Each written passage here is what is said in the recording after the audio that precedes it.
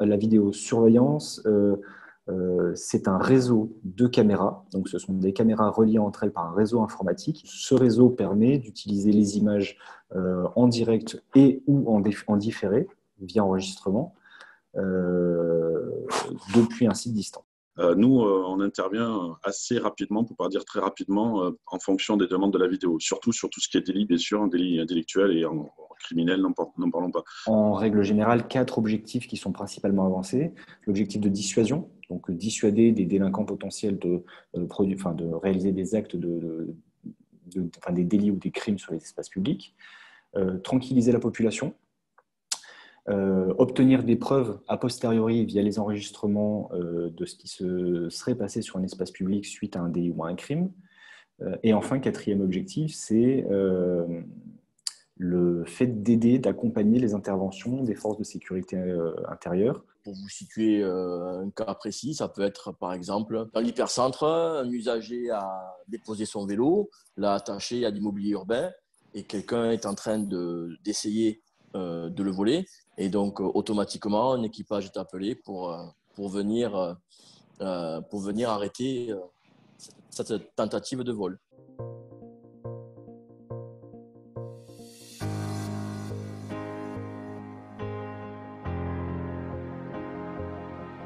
Il n'y a qu'en France qu'on utilise le terme de vidéoprotection. Maintenant, suite à un changement de vocable qui avait une véritable logique de promotion de l'outil, de changement de son image.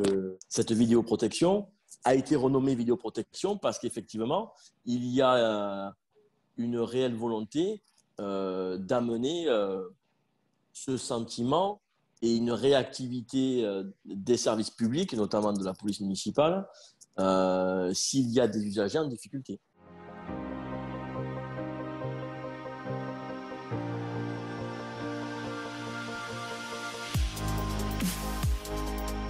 L'apport de la vidéoprotection est une chose qui est très importante dans le déroulé de notre travail et aussi dans le bien-être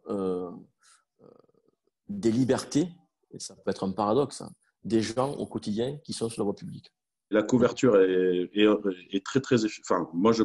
C'est mon avis personnel et en tant que responsable d'une équipe, d'une brigade, je travaille de nuit et je peux vous assurer que c'est très efficace. C'est tous les jours que nous interpellons des voleurs de portables, etc., grâce à la vidéoprotection. Donc, c'est vraiment une aide précieuse que l'on ne pourrait pas faire sans ça.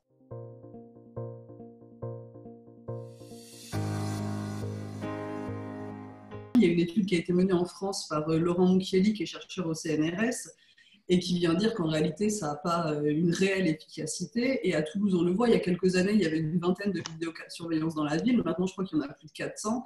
Et on ne peut pas dire que le taux de délinquance est diminué à Toulouse. Ce n'est pas le cas. Donc, en réalité, il n'y a pas d'efficacité réelle de la vidéosurveillance et ça aurait même tendance à déplacer les lieux de délinquance. On n'a jamais pu démontrer que la vidéosurveillance installée sur un espace public contribuait à le sécuriser par la dissuasion. Par exemple, sur du trafic de stupéfiants, moi, c'est des choses que j'ai pu observer sur mes terrains. On va changer la méthode de vente. Ça veut dire qu'on ne va plus avoir un vendeur qui va donner le produit contre l'argent sous une caméra. Une fois qu'il est sous une caméra, qu'il intègre cette menace potentielle pour lui, ils vont développer une méthodologie où lui va réceptionner l'argent et va renvoyer sur un autre vendeur qui va donner le produit.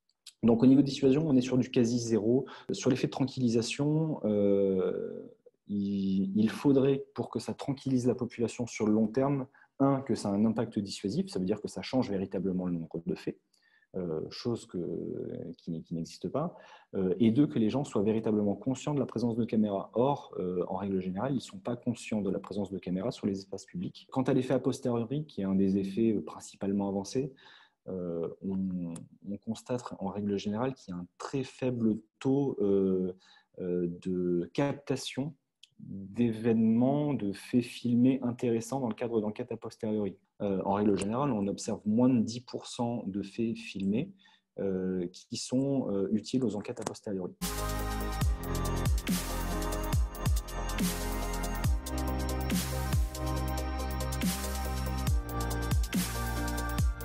ça doit être expressément prévu par la loi et ça doit être proportionné au but poursuivi.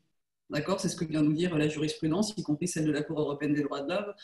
Ça doit poursuivre un but légitime et ça doit être proportionné au but poursuivi. Et ensuite, il y a plein de garanties qui doivent être apportées, notamment la durée de stockage, les personnes habilitées à consulter les vidéos. Donc, c'est un cadre législatif qui est très précis et on ne peut pas faire n'importe quoi. Tout ça, c'est validé par la Commission nationale informatique et liberté, c'est par la CNIL. Donc, c'est très, très carré, c'est très, très réglementé par le législateur. Donc, il n'y a pas on va dire, d'abus ni d'empiètement sur les libertés individuelles. Donc, c'est vraiment hyper carré au niveau juridique, très pointu, contrairement à ce que les gens peuvent penser. La programmation, par exemple, je vais vous citer un quartier comme Victor Hugo, où il y a beaucoup de commerces, où il y a beaucoup d'appartements.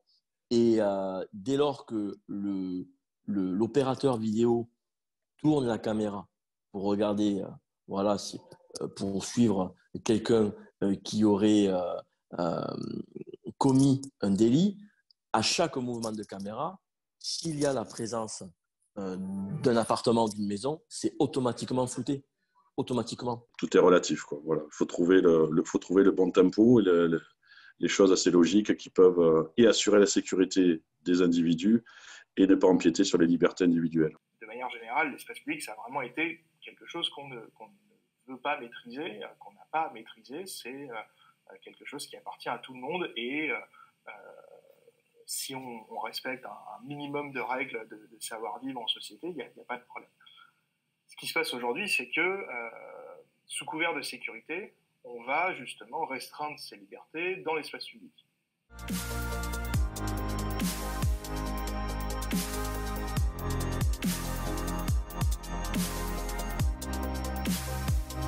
On voit l'utilisation de la vidéosurveillance qui est prévue par l'article, c'est l'article 21, la surveillance par drone également qui est prévue à l'article 22.